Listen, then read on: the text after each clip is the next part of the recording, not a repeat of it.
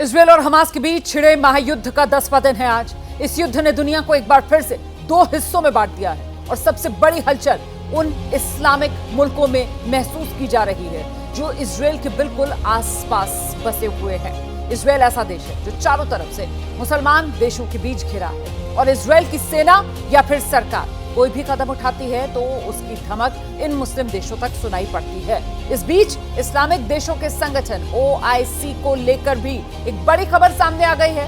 यह ऐसा संगठन है जिसमें 57 इस्लामिक देश आते हैं और जानकारी ये मिल रही है कि OIC ने बुधवार को मंत्री स्तर की बैठक बुलाई है। OIC की मुस्लिम देशों के संगठन की बुधवार को मंत्री स्तर की बैठक बुलाई गई है। सऊदी अरब की गुजारिश पर यह बैठक बुलाई गई है। बैठक में इजरायल की सैन्य कार्रवाई को लेकर चर्चा करने की तैयारी है। OIC की बैठक जो बुधवार को बुलाई गई है और इसमें इजरायल की सैन्य कार्रवाई जिस तरीके से जारी है गाजा पट्टी पर, उसी को लेकर चर्चा होगी। 57 देशों के विदेश मंत्री इस बैठक में शामिल होंगे। OIC ने तनाव के लिए इजरायल को जिम्मेदार ठहराया है।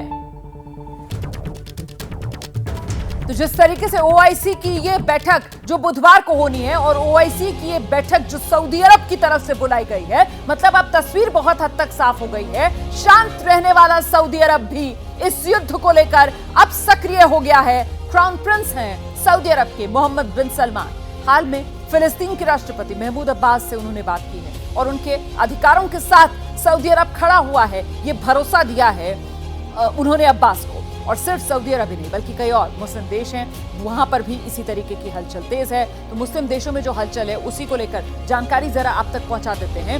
कई मुस्लिम देशों में सड़क पर प्रदर्शन हो रहा है। अरब देशों को एकजुट करने की कोशिशें जारी हैं। ईरान के जो विदेश मंत्री हैं वो कई देशों का दौरा कर चुके हैं। इजरायल को बार बार चेतावनी जारी की जा रही है। तो कुल मिलाकर ये मुस्लिम देशों में जिस तरीके की हलचल इस वक्त चल रही है उसी को लेकर पूरी जानकारी आपके सामने है।